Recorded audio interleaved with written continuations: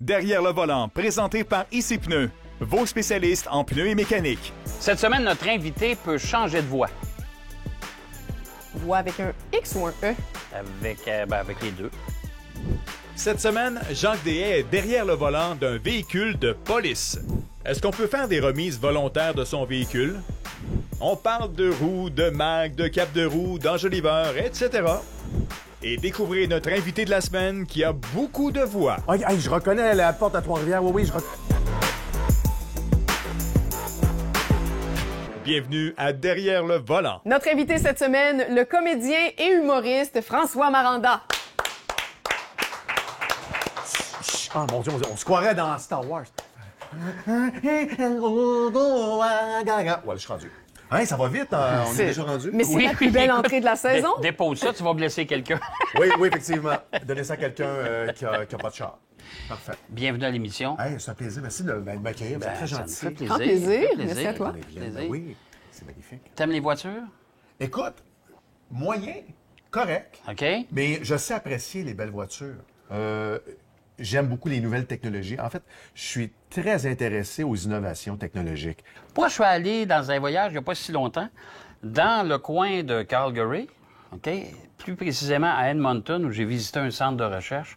Si ça fonctionne, ce qu'ils nous ont dit puis ce qu'ils nous ont démontré, il va y avoir une révolution absolument extraordinaire dans les voitures d'ici les 10 prochaines années.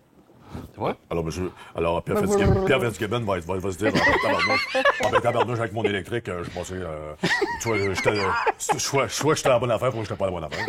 Peut-être il va encore plus faire la baboune, peut-être, dans quelques années. Oui, c'est peut-être pour ça qu'il est parti. En tout cas, ça, c'est une autre affaire. Ça, c'est un autre Ouais, dossier. exactement. Bon, Ben, j'allais dire, peut-on te demander qu'est-ce que tu as conduit comme tout premier véhicule dans ta vie? Là? C'est quoi ton historique, ton rapport avec Écoute, les mon voitures? premier, c'est mon beau-frère de l'époque qui s'était acheté une Saab, tu sais, la marque Saab, usagée. Et puis, il me dit, tiens, moi, je m'en débarrasse, je m'achète autre chose. Et ouais, une 88, je pense.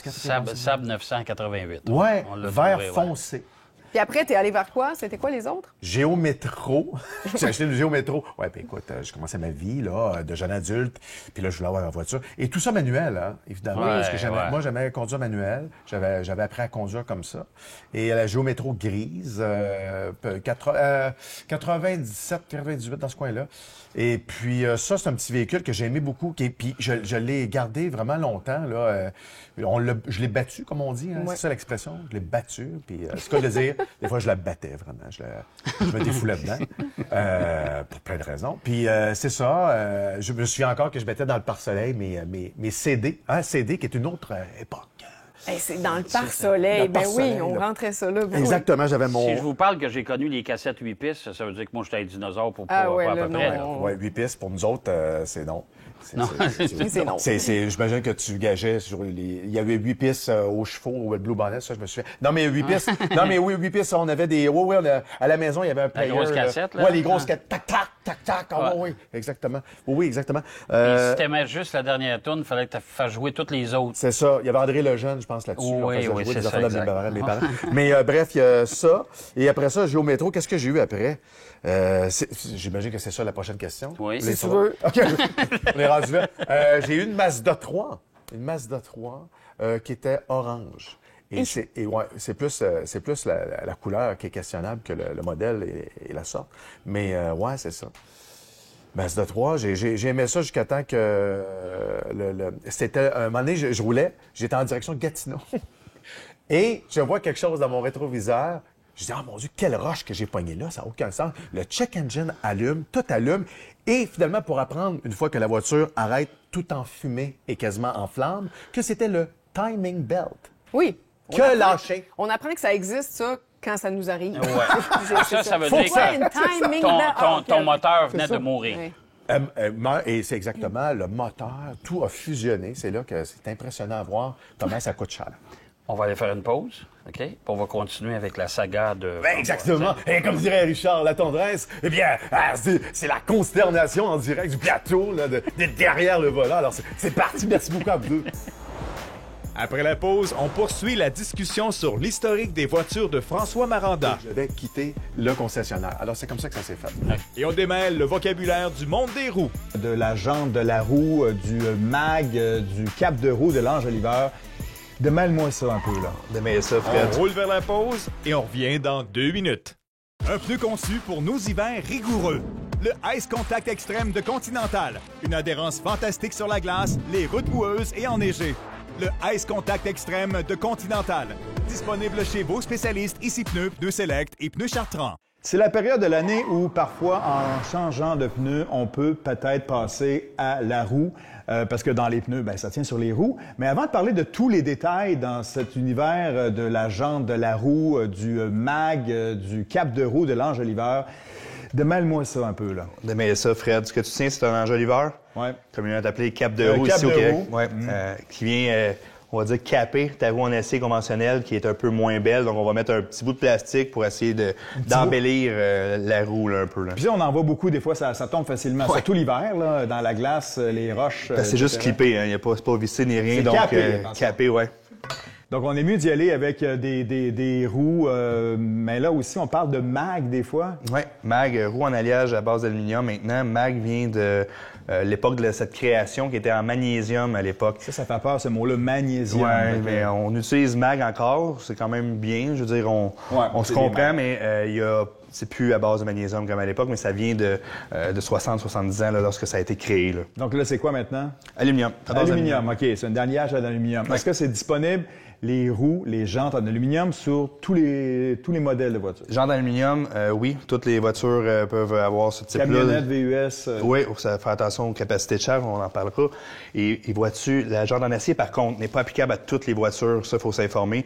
On est restreint là, sur le parc automobile pour celle-ci. Si je suis en location, est-ce que je peux passer Let's Go à Go en disant, ben je veux avoir 4 roues pour ma voiture en location sur 2 ans, exemple? Certainement. C'est dans la location. Tu achètes la deuxième ensemble de jantes et si tu restes chez le même fabricant, il y a des chances que cette roue-là puisse faire sur la prochaine voiture, peut-être en changeant simplement la dimension du pneu. Puis si c'est un achat que tu décides de faire de ta voiture, bien écoute, tu vas avoir un plus-value là, lorsque tu vas vendre ta voiture, tu vas avoir un deuxième ensemble de roues, c'est toujours gagnant là, pour un client. Merci. Bien.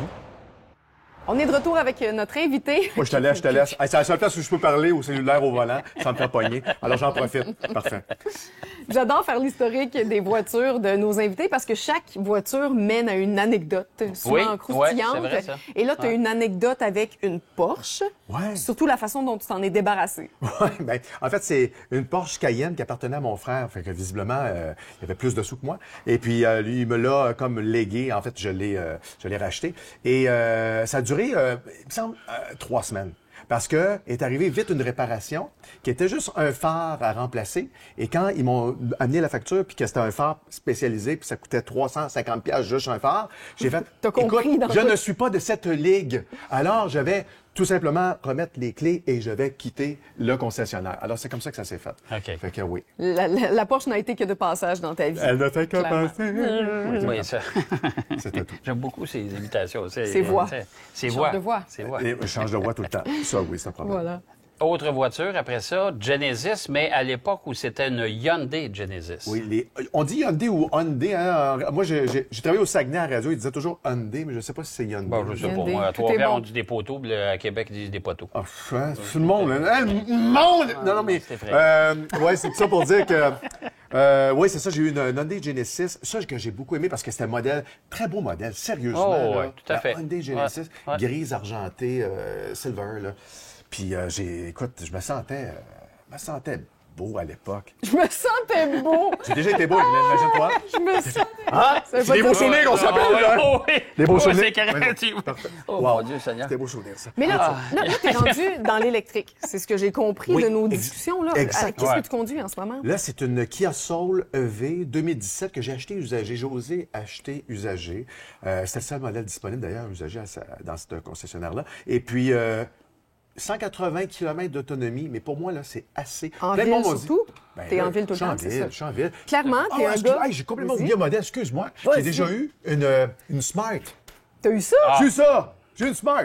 Ah, j'ai eu Bon, une Smart. bon, ça, regarde. Je me sentais beau!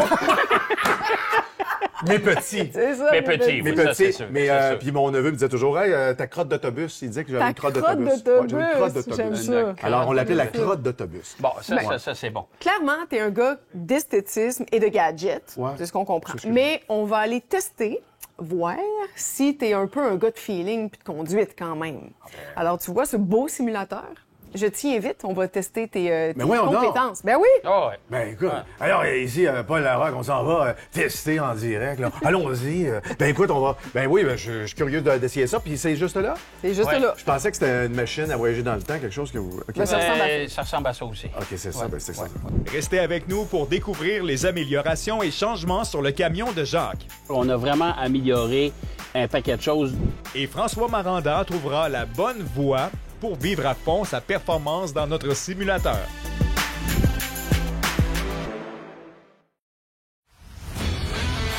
Ah, c'est un très beau camion que l'on connaît depuis plusieurs générations.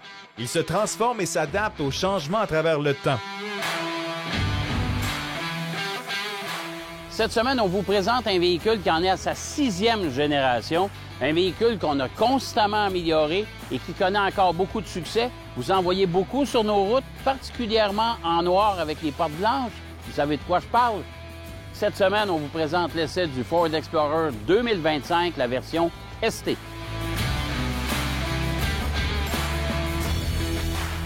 Alors, la partie avant de l'Explorer 2025 a été légèrement modifiée. La grille qui prend un petit peu plus d'espace, les phares aussi qui ont été légèrement modifiés. Les phares anti-brouillard qui sont incorporés dans le bouclier, qui lui aussi a été transformé. Et en ce qui concerne les motifs ici à l'intérieur de la grille, bien ça va dépendre du modèle que vous allez choisir. Mais évidemment, cette semaine, c'est la version ST.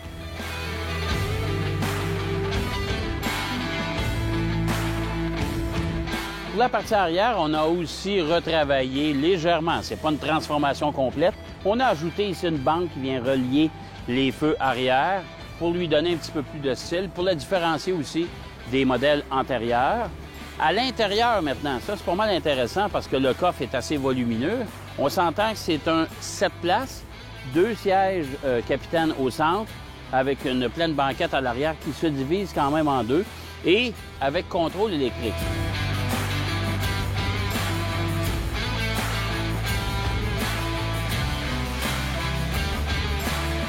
Pour ce qui est de l'intérieur de la version 2025 du Ford Explorer, on a vraiment amélioré un paquet de choses, dont entre autres les matériaux. Moi, j'aime beaucoup.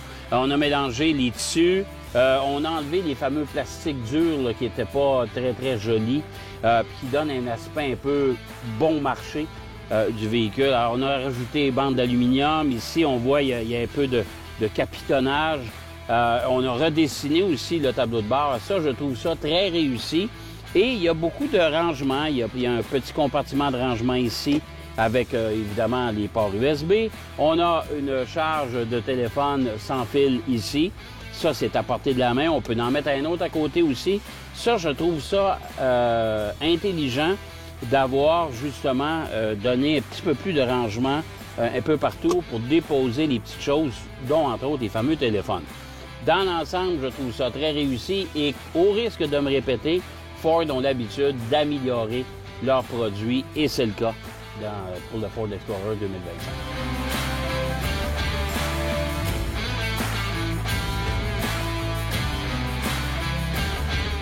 En conclusion, le Ford Explorer 2025, c'est une amélioration de la version 2024 et des versions antérieures, bien sûr. C'est un véhicule que j'aime beaucoup, qui est logeable, qui s'améliore constamment. On parle d'une consommation aussi qui est quand même relativement raisonnable compte tenu du gabarit du véhicule. C'est vraiment un véhicule utilitaire sport à considérer dans votre liste d'achat. D'ailleurs, les différents corps de police, eux, ils l'ont compris.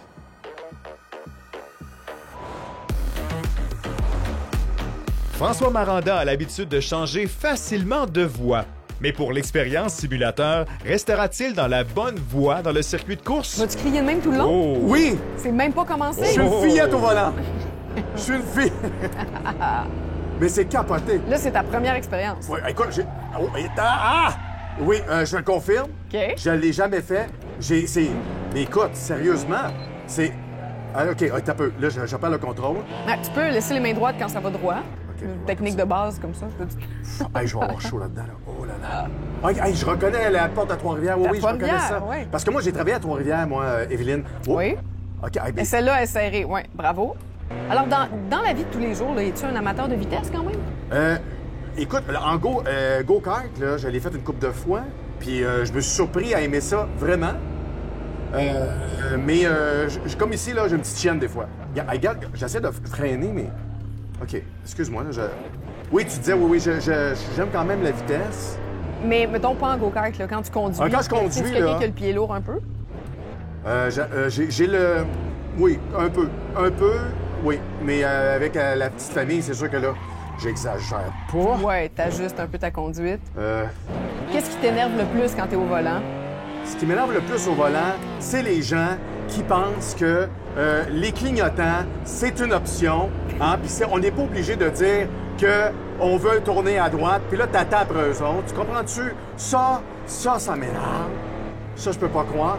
Ce qui est le fun d'une piste de course... Pourquoi je m'en viens ça tout le temps? Parce qu'elle est subtile, la petite celle-là. Je la vois jamais. C'est à gauche. Ça fait encore ça. OK, la prochaine fois, je vais essayer de te dire. Là, faut okay, que tu c'est chaud, faut que j'enlève ça. Là, je commence à voir... Ah non, mais, sérieux. Mais tu peux arrêter. Mais je vais arrêter un peu. Oui, prends une pause. Sérieux, je pensais pas avoir une petite nausée. J'ai une petite nausée. T'as une petite nausée. Mais ça fait partie de l'expérience. T'es pas le premier, mais as-tu apprécié? Non. Hey, mais sérieux, quelle affaire. Mais t'avais l'air d'aimer ça. T'étais comme un gamin, là. Ouais, mais ça me prendrait comme une dérape d'air froid, tu sais, tout le long pour garder le cap de la température. Mais tu peux aussi te gérer, là. Ouais. Ouais, je suis pas capable de Des fois, gérer. ça marche. Des fois, ça marche. Non, mais t'as été pas pire. Mais le mal de cœur arrive surtout à ceux qui prennent le clos. Ouais. Parce que là, t'as les vraies sensations. Puis ça t'est arrivé une couple de fois. Je te dis ça avec tout respect. Mais... Non, pas tout respect avec fact-check. C'est arrivé pour vrai. C'est un fait. C'est un fait. Mais tu gagnes quand même ton chandail d'Éguédine. Là, ça, Expérience simulateur. Ça, c'est comme, tu sais, t'es fine. Je suis le Père Noël, de même. De même. Ça, c'est de la pitié. Mais merci. Hey, mon Dieu, c'est une des plus belles attentions qui m'est donnée. Non, mais sérieusement, ça a été un plaisir, en plus, de venir vous voir. Et puis ça aussi. Bien, on en reparle de l'autre côté. OK, parfait. Une seconde fois, veux-tu te taire qu'on puisse passer au prochain segment? J'ai un problème. Tu devrais avoir une pédale pour ça. Ouais. Pas facile de se calmer après tant d'émotions, hein? On prend 2 minutes de pause et on parlera au retour des retours volontaires chez le concessionnaire. On fait un changement de voix et on revient. Et c'était le dernier jeu de mots avec le mot « voix ». On va pas chez la concession retourner son véhicule.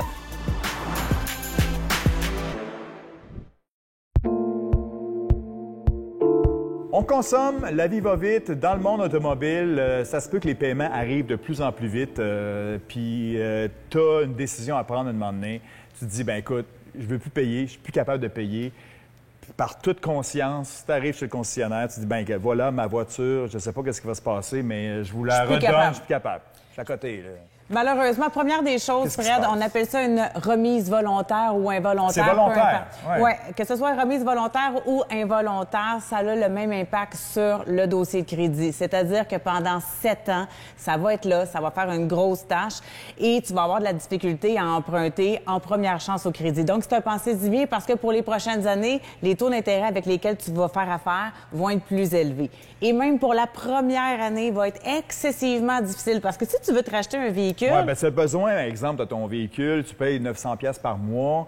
Tu dis, ben écoute, je ne peux plus payer ça, mais j'ai besoin d'un véhicule. J'ai besoin d'un véhicule, donc je vais aller me chercher un véhicule plus vieux, petit, moins cher. Ouais. Malheureusement, ça va te coûter sensiblement le même prix. Pourquoi? Parce que le taux d'intérêt va être très élevé, surtout pendant la première année. On parle plus de 3e chance au crédit. OK, 3e. Oui, exactement. Et les assurances t'attendent au détour parce que tu vas avoir ce qu'on appelle un créancier qui est hors norme. Donc, les assurances vont te charger plus cher. Donc, avant de faire le move, c'est important de se demander est-ce que je vais avoir besoin d'un véhicule dans les prochaines semaines, les prochains mois?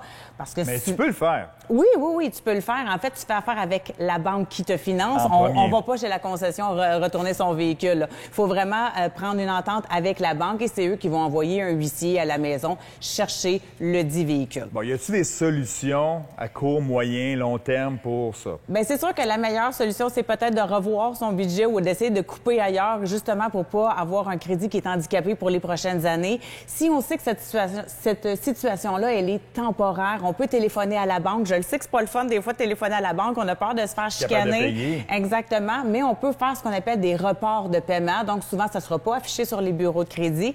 Et si on est en location, il y a des entreprises, des sites web comme Okio qui existent où on peut faire ce qu'on appelle des rachats de bail. Donc on va vendre, si tu veux, sa location sur le web. C'est comme sous-louer son appartement à des amis à qui tu as confiance. Exactement. Okay. Donc, ça se passe sur le web comme Okio au Québec.